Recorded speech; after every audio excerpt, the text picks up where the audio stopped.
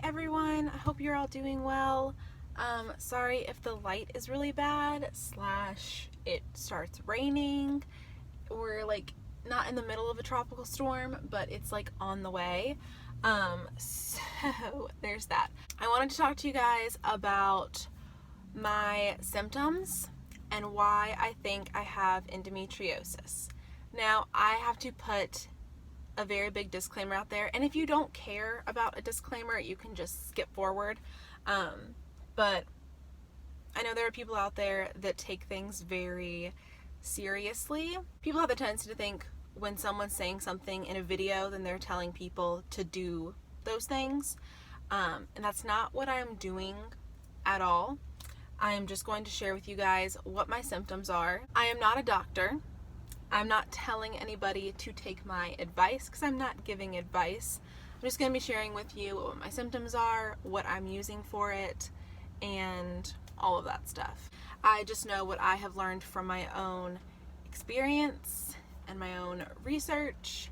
And I know sometimes research is subject to change, and you can find research to pretty much support anything.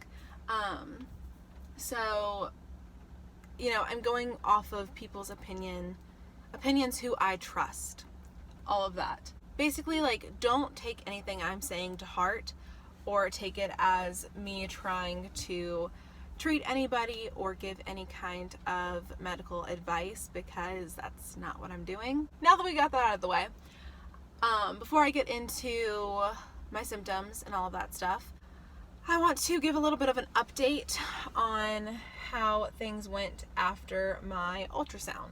I don't know if I touched on it in the video, but after I had the ultrasound,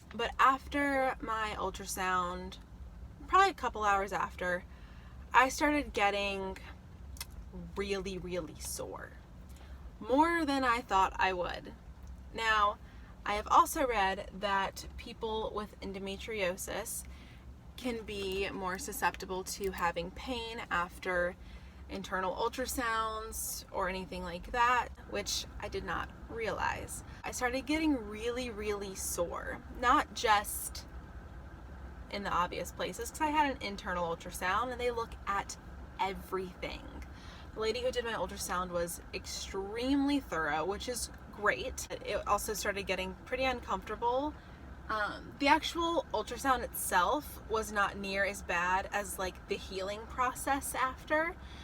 So I started getting really sore internally, of course, to where it was like difficult to like sit, and I was like, ooh, that's getting really uncomfortable. I was actually at a friend's house and I'm like, let me like go, because it's getting really uncomfortable to sit. I might have to like put a pause on this because the rain is starting and I feel like you guys are going to be able to hear it, but I'll just finish this thought. And then as the day went on, I started getting more and more sore. I think she might have bruised my cervix because she was pressing real hard against it. I'm going to have to pause this video because it's getting really rainy, so you might see me in a different setting next time, depending on how long this rain lasts. Okay, a little bit of a different setting. Sorry about that. It started raining like so bad. So yeah, after my ultrasound was super painful, and I don't think I'm even fully healed yet, and that's been over 2 weeks. So yeah, that was a really like not great experience. Also, excuse my face, it looks rough. Stress has been a thing. So the reason I started like looking for like medical help anyway, I would say about, I don't know, maybe like start of the year or so, I started having like really bad like sharp pelvic pain like throughout the month, and not just when I was like on my period. So I've always had really painful periods, like pretty much since I started having them, and they've just gotten kind of worse over the years, where I get like really sharp cramps. They're not just that normal like dull but like super achy feeling. They get really sharp. Also, this video is going to be a little TMI because that's just what it is when you're dealing with issues with like a reproductive system and all of that stuff. So I've always had really painful periods. I've always had really heavy periods with like clotting, which is not normal regardless of what anybody tells me. And then, like I said, and I always have really bad nausea on my period. That's been going on for years. Like nausea, sometimes vomiting, lightheadedness. It's rough. Like the first day of my period, if I have to work, I'm screwed. Like I can barely stand most of the time, let alone like drive myself to work. I'd say start of the year I started having like pain outside of my period. So yeah, pain outside of my period, I would get sharp little like jabs of pain around like the pelvic area where my uterus is and all of that stuff. I would get like sharp little jabs of pain. It wouldn't last for very long, but it would be pretty often.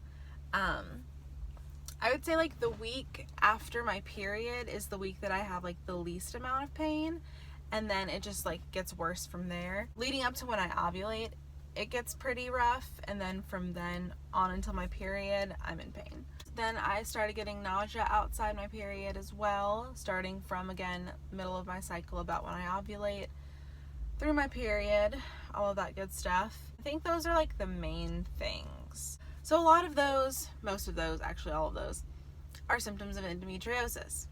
Now, if you don't know what endometriosis is, it is where the uterine lining starts to grow other places than the inside of the uterus. It can grow on the outside of the uterus, it can grow on the fallopian tubes, on the ovaries, the bladder, all of that stuff. So that's what causes the pain. Again, I'm not like claiming that I diagnosed myself. I just know that something is wrong with my reproductive system due to the symptoms that I'm having, because those are not normal symptoms. There's no way I'm having all these symptoms and something's not off. So I'm going to show you guys what I'm using. The only thing that I don't have like to actually show you is something that I just started doing this week. It's going to sound kind of weird. Vaginal steaming. Which, if you don't know what that is, I didn't know what it was until a few weeks ago. You can buy like herb mixes specifically for steaming, and you basically boil your water, put the herbs in there, let it set for a little bit, and then you literally just like squat or sit over the pot. I've been putting like hand towels around the top of the pot, so I don't obviously like burn my legs, and that helps a lot. Or you can buy like special seats to put like on the toilet or something like that. That's just what I've been doing. I've done 2 steams already, and it has been really nice. Vaginal steaming, that's the first thing. And I was having like, I don't know if I kept it in here, but basically I think that I got bruised from the ultrasound. It's taken longer to heal than I was expecting. I was proceeding about my normal life, and I think it got aggravated. So after that, it got like, I started having the like pain again, like really sore, really like bruised feeling down there. So I did a steam that night, and then I did one yesterday, and I'm feeling a lot better. I'm hoping to see what the long-term effects will be like. So I'm really excited to see how that goes, and I do have to put another pause on the video because I gotta get to work. So I'll probably talk to you guys like on my break or something like that. Okay, so I finally got in a good spot to finish this video. This video is literally gonna be all over the place, so sorry about that, but thanks for sticking with me. So I want to show you guys the stuff that I'm taking, supplements and everything. This is just the stuff that I've gotten recently.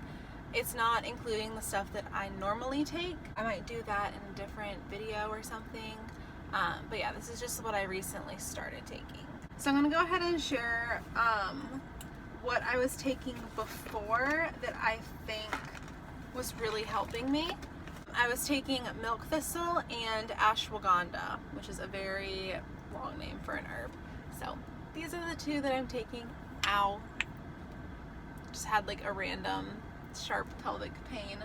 So these 2, not specifically these brands, but this is Full Circle Market for the milk thistle and the Gaia herbs for the ashwagandha. I just got these at Wegmans.